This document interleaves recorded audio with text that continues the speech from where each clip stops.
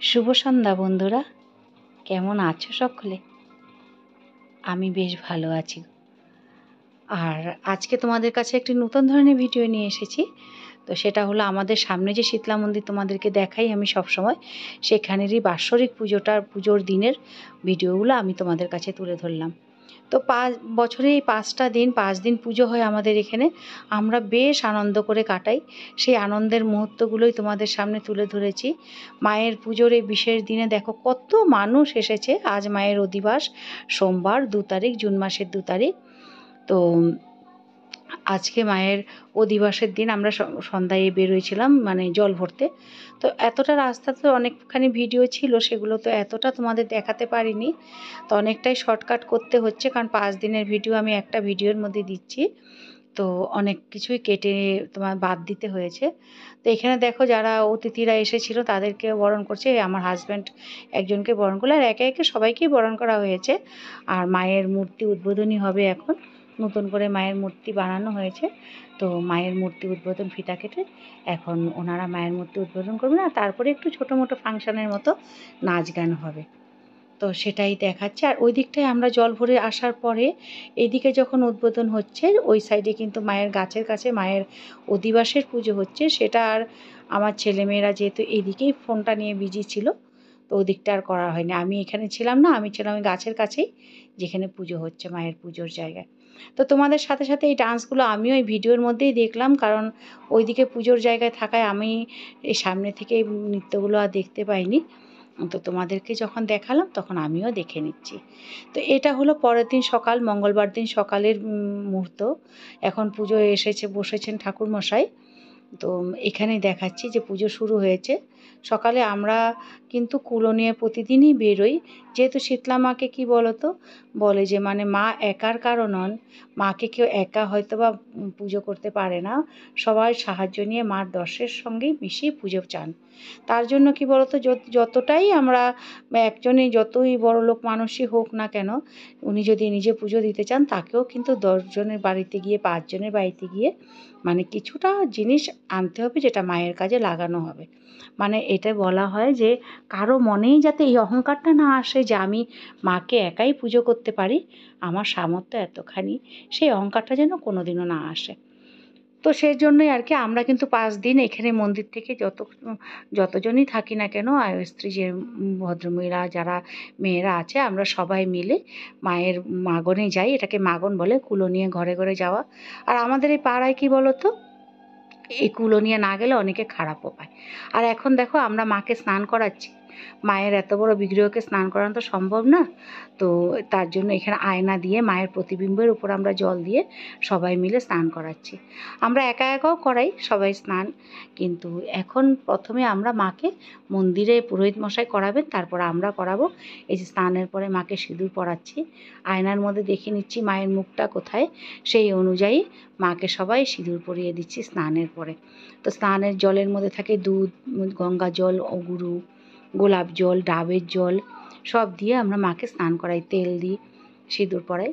তো এখন হলো এটা মায়ের গাছের নিচটা, বাইরের যেটা থাকে, আর এটা হলো ভিতরে মেন যেখানে কাছে পুজো হয়, এই মণ্ডপে অধিবাসের ঘটও এখানে বসেছে। তো এখানে আমরা এসেছি, এখন মাকে আমরা এখানে স্নান করাবো। স্নান করানোর পরে শাঁখা পলা, আয়স্ত যেটাকে বলে, নোয়া, সব পরানো হবে, মালা পরানো হবে মাকে, মানে সম্পূর্ণভাবে সাজানো হবে। তো আমরা সবাই মিলে এইভাবেই করি।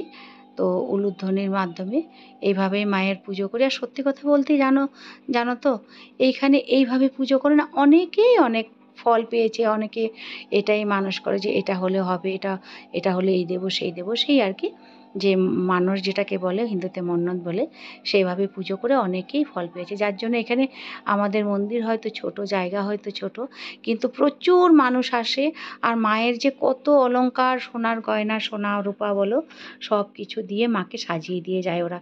যার যা মানত করে সম্পূর্ণ হয়, মা ওদের ইচ্ছা পূরণ হয়, আর মাকে সব কিছু দিয়ে যায়।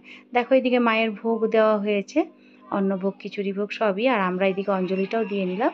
এখন পুরোহিত মশাই এখানে এই মুহূর্তটা কিন্তু দুপুরবেলাও আরতি হয়েছে, সেই মুহূর্তটা তোমাদের কাছে আর দেখাইনি। এটা কিন্তু সেদিন সন্ধ্যার আরতিটা। মঙ্গলবার দিন সন্ধ্যায়। তো প্রতিদিনই এইভাবেই পুজো হয়। প্রত্যেকটা পুজোর প্রত্যেকটা ক্লিপ আমি তোমাদেরকে আর দেখাইনি, কারণ তাহলে অনেকটাই বড় হয়ে যাবে ভিডিওটা, আর তোমাদেরও হয়তোবা একটু বোর লাগতে পারে যে একই জিনিস একই রকমভাবেই বারবার দেখাচ্ছি কেন। তো তার জন্য আর কি আমি একবার দুবার একদিন দুদিনের ভিডিওটাই ধরেছি। আর প্রতিদিনই আমাদের দুপুরবেলা আমাদের অন্নভোগ খাওয়ানো হয়েছে, আর প্রত্যেকদিন সন্ধ্যাতেও খিচুড়ি দেওয়া হয়েছে, দুপুরেও খিচুড়ি দেওয়া ছিল, দেওয়া হয়েছে সবাইকে। আর বিকালে ফল, বুরিন্দা, ভুজিয়া এইসব প্রসাদে ছিল, আর ছিল খিচুড়ি যারাই এসেছে। খুব আনন্দের সঙ্গে আমরা এই কটা দিন কাটিয়েছি বন্ধু, এই কটা দিন। তাই তোমাদের কাছেও আমি অন্য ভিডিও নিয়ে আসিনি। সেই সকাল থেকে সকালের বাড়ির কাজ বাজ সেরে অল্প কিছু রান্নাবান্না সেরেই আমি মন্দিরে এসে পড়তাম। ছেলে মেয়েদেরকেও আমি নিজের হাতে বেড়ে খাওয়াইনি, আর ওরাদেরকে বলেছিলাম তোমরা নিজেরা নিয়েই খেয়েও আজকে কয়েকটা দিন। আমি মন্দিরে কাটাবো, কারণ মন্দিরে আমার অনেক কাজ থাকে। তো এখন দেখো সন্ধ্যাবেলা আমরা সবাই একটু নাচ গান করে নিচ্ছিলাম, সবাই একসাথে নেচেছিলাম, গান করছিলাম, নাচছিলাম। তো এইভাবে যে আমাদের মুহূর্তগুলো এত ভালো কাটে প্রতিটা বছরই, তোমাদেরকে কি বলবো। প্রতি বছর তো তোমাদেরকে ভিডিও দিই না, তাই এবার কিছু কিছু আমি তোমাদের সামনে তুলে ধরেছি। এই দেখো, ও আমাদেরই পাড়ার, আমাদের মন্দিরের সামনেই ওর বাড়ি। ও ও একটু নাচ করে নিল।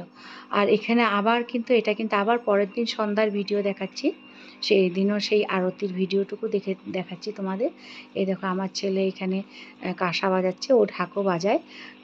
দুপুরবেলা ও আরতির সময় ঢাক বাজায়, কাঁসা বাজায়, সব কিছু যে আমরা সবাই মিলেই একসঙ্গে মানে মন্দিরের কাজগুলো করে নিই। তো এখানে পুরোহিত মশাই এই গাছের সামনে আরতি করছেন, প্রতিদিন এইভাবেই করা হয়। তো এখানে আরতি করার পরে মন্দিরে আরতি করার পর আবার গাছের মধ্যে আরতি করে মায়ের পুজোটা আমরা সম্পূর্ণ করি। আর এই দেখো আমার মেয়ে বাচ্চাটার সাথে খেলা করছে। আর এটা হলো শুক্রবার দিন, মানে মায়ের পুজোর মানে মঙ্গলবার থেকে শুরু হয়েছে তো, মঙ্গল, বুধ, বৃহস্পতি, শুক্র, মানে 4 দিনের দিন আর কি। এটা এখানে আমাদের অন্নভোগ খাওয়ানো হচ্ছে, মানে অ্যানাউন্স করে বারোয়ারিতে প্রচুর লোক, বলতে পারো এতটা লাইন, এই রোদ্রের মধ্যে যে এত মানুষ এসেছিল যে ভীষণ ভালো লেগেছিল সেদিন। আর কাজও অনেক বেড়েছিল বলতে পারো। তো অন্নভোগের মধ্যে অনেক কিছু খাওয়ানো হয়েছিল। অন্ন ছিল ডাল, মিষ্টি কুমড়ো ভাজা, কচুর শাক, একটা নিরামিষ সবজি, তারপরে পনিরের সবজি, সয়াবিন, চাটনি, পায়েস, অনেক কিছু ছিল। তো এখানে সন্ধ্যার আরতির সময় আমার ছেলেও ঢাক নিয়ে বসেছে, আর পুরোহিত মশাই আরতি করছে। তো সত্যি কথা বলতে এইসব দেখতে দেখতে মনটা সত্যি ভরে যায়। আর শেষের দিন যখন পুজো শেষ হয় তখন যেন কেমন মনে হয় কি চোখ জুড়ে কান্না, বুক জুড়ে মনে কেমন একটা উদাসী ছায়া, চোখে মনে হয় চোখের জল। মাকে দেখলেও তাই মনে হয়। আর এই দেখো শুক্রবার দিন সন্ধ্যাবেলা আমাদের আনন্দ দেওয়ার জন্য আমাদের কমিটি মেম্বার যারা আছেন কমিটির, তারা সবাই এই ঢোল ব্যবস্থা করেছে যাতে আমরা একটু নাচ গান করতে পারি। তো সত্যি কথা বলতে আমিও একটুখানি নাচ গান করেছিলাম, আর বড়রা যারা ছিল তারাও একটু একটু করেছিল। আর এইটা দেখাচ্ছি শনিবার দিন, মায়ের পুজোর শেষ দিন।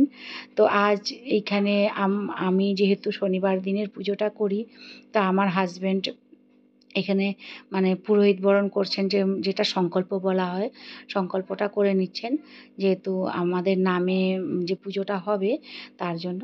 তো আমি সেই হিসাবে বলতে গেলে মন্দিরে কোনো চাঁদা দিই না, কোনোবারই দিই না। তো আমি এই একটা দিনের পুজো মায়ের করতে চাই মন্দির কর্তৃপক্ষের সাথে কথা বলে। তো কিন্তু আমি এই অহংকারটুকু করব না যে সে আমার একার পুজো করার সাধ্য কারো নেই বন্ধুরা। আমি নিজেই মাগনে বেরোই, কুলো নিয়ে বেরোয় গিয়ে সব ঘর থেকে কিছু কিছু চেয়ে নিয়ে আসি এই মন্দিরের কাজের জন্য, তারপরেই পুজোটা হয়।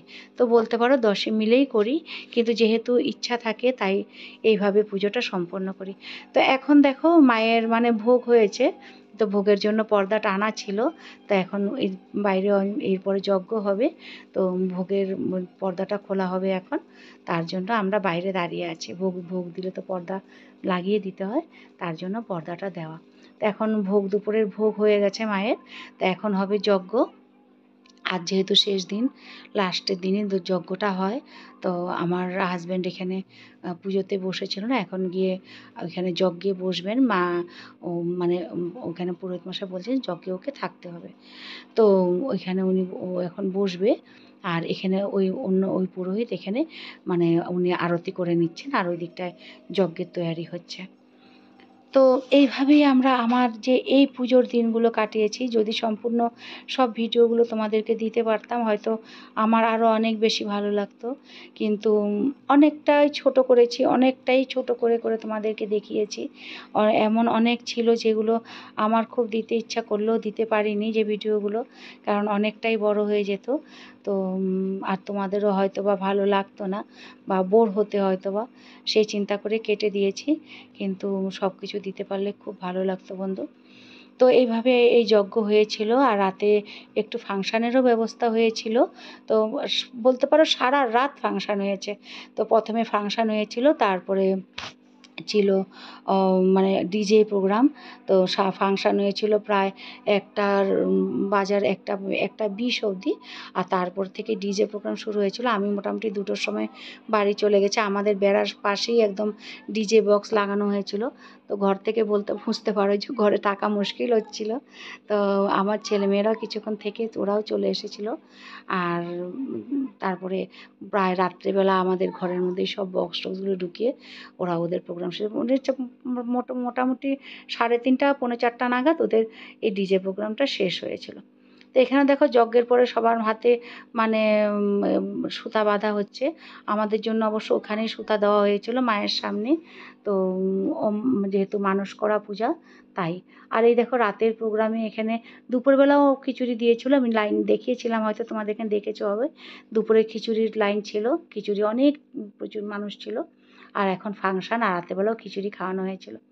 আর এই দেখো এই রাতের আমি এই শেষ ভিডিওটা করেছি। তো ভালো লাগলে পাশে থেকো বন্ধু।